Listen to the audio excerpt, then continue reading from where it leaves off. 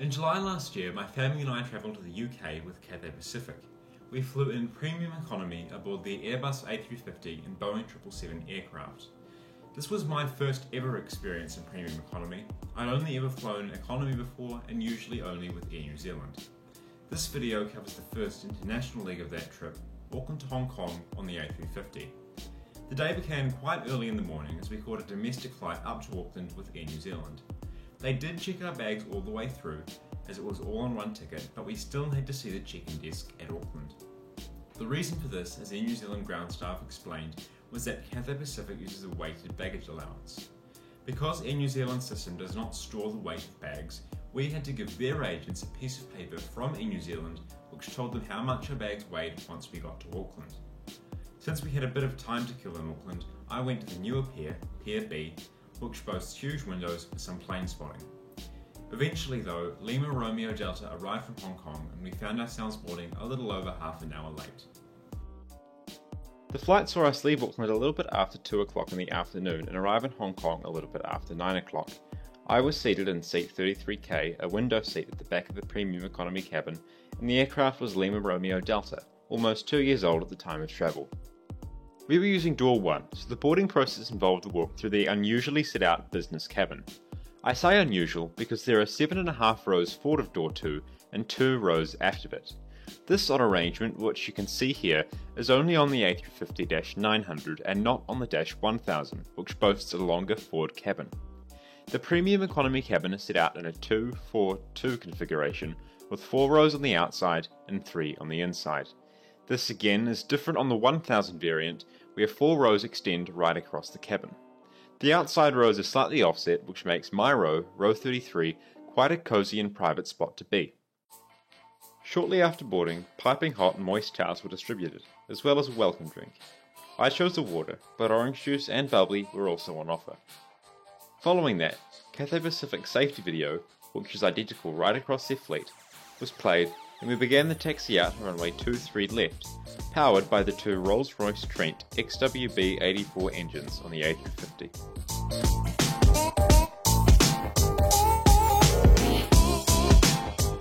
Before long, we were in the air and the gear was up, and I decided to take a look at the in-flight entertainment system.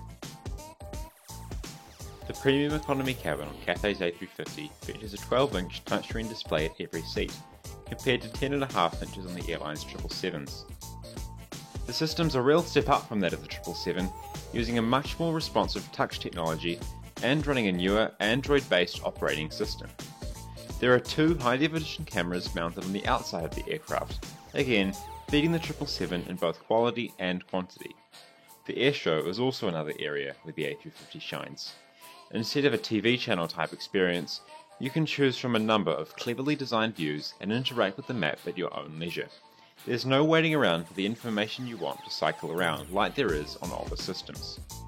Information about various destinations could also be brought up by tapping on the markers dotted around the map.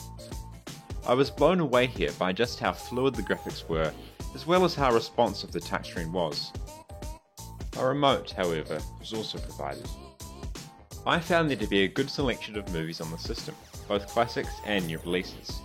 Being an Asian airline, there are also many Asian films. I started by watching the 2017 remake of Pork Pie, a terrible film which I don't recommend.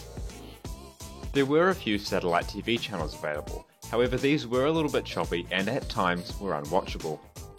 Provided you don't enjoy new releases, there was also an average selection of music available. If reading's your thing, news from the South China Morning Post was also available, in addition to the complimentary newspaper selection before boarding. As is common nowadays, shopping also found a place within the IFE.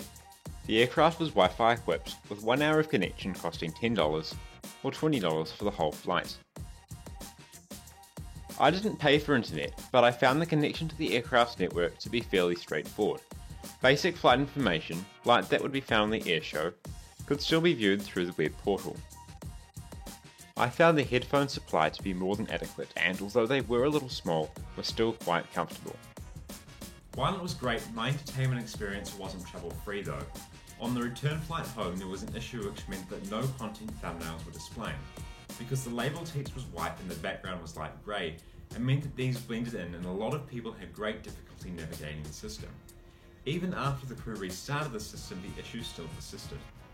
There were also ads everywhere. Every film started with about 7 minutes of advertising, and although these were skippable, they were still a nuisance. Banners advertising shopping, Asia Miles and other services also cover the screen right in the middle of movies.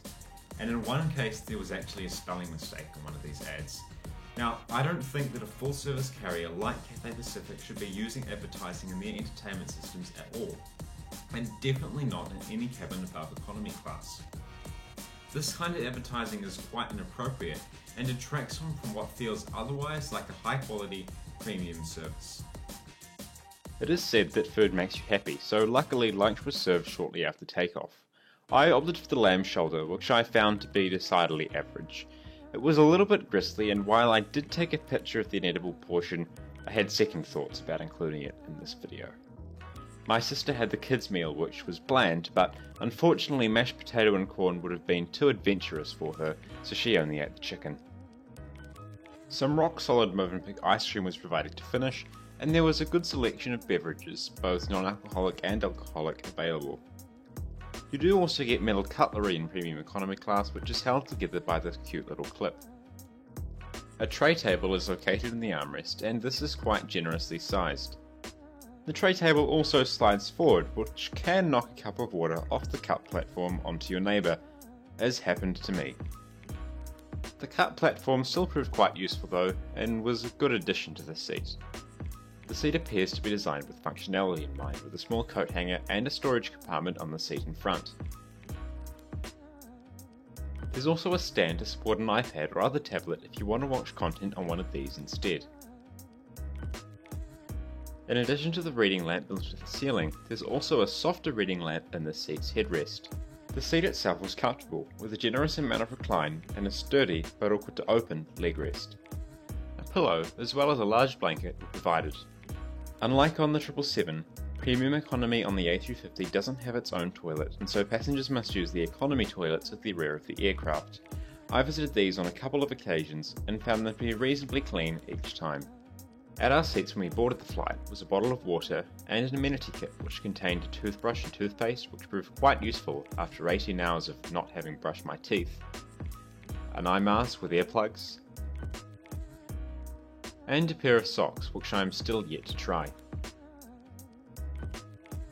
The Cathay Pacific in-flight magazine is called the Discovery magazine, and while it's nothing special, it did contain a few interesting articles about the new A350-1000. There was also an in-flight shopping magazine. Towards the end of the flight, the second meal, a refreshment, was served. My dad, who missed out on his first choice for lunch, was served first by the crew, and so he got his preferred lamb. I opted for the snapper this time, which was very spicy. I enjoyed it, but it got mixed reviews from others in my family. I scored a second meal, however, with the kids' meal proving too exotic for my sister. It's important to note that on Cathay Pacific there isn't really much of a difference between the meal options in premium economy and the meal options in economy class. It really is only one or two components of the meal and maybe a few beverages. For example, on the return flight home, when they got to the end of the premium economy cabin, they stopped serving croissants with the breakfast and started serving regular bread rolls. Arrival into Hong Kong was on time and the airport was fairly quiet. We made our own way to the transfer area where Hong Kong officials security screened us again. Once we got inside the terminal, I found a Burger King and had a very soggy mushroom burger. After a few hours and a very long walk to Gate 1 from the other side of the airport, we hopped on a Boeing 777 bound for London, and I slept most of the way. I can safely say, however, that it was miserable compared to the wonderful time I had on the A350. Dealing with an old and broken entertainment system, the robotic Boeing crew, and the dated interior made me wish we'd taken the A350 into Gatwick instead of the 777 into Heathrow. The last thing I want to talk about before I wrap this up is the crew. The crew on this flight were phenomenal. The crew on my next flight, CX255 to London, on a 777 were quite frankly useless in comparison. On this flight, the in-flight service manager came down the cabin greeting everyone by name without a list. She thanked us by name, again without a list, as we left the aircraft at the end of the flight, and often asked if there was anything else we needed. As I said before, the crew remembered to give my dad first choice for the next meal, and they were very apologetic when they ran out of lamb the first time. Every crew member that I encountered on this flight was happy to be there, unlike the flight on the 777. The outstanding service I received is what made this flight one of the very few that has had me smiling as I hopped off. So, if you haven't guessed it by now, I loved this sector of the trip. I must admit it was the best flight I've ever had. The food may not have been amazing, and I have nothing to compare the physical product with, but it was a really great experience. If I was going to London or anywhere again, I would absolutely fly on Cathay Pacific's A350 given the chance. It is a truly remarkable aircraft. I enjoyed it much more than Air New Zealand 787, which I came back from Hawaii on back in January 2017. Thank you very much for watching, and if I can find the motivation and the time, I may make a similar video covering Singapore Airlines 777-200 economy class when I go to Melbourne next month.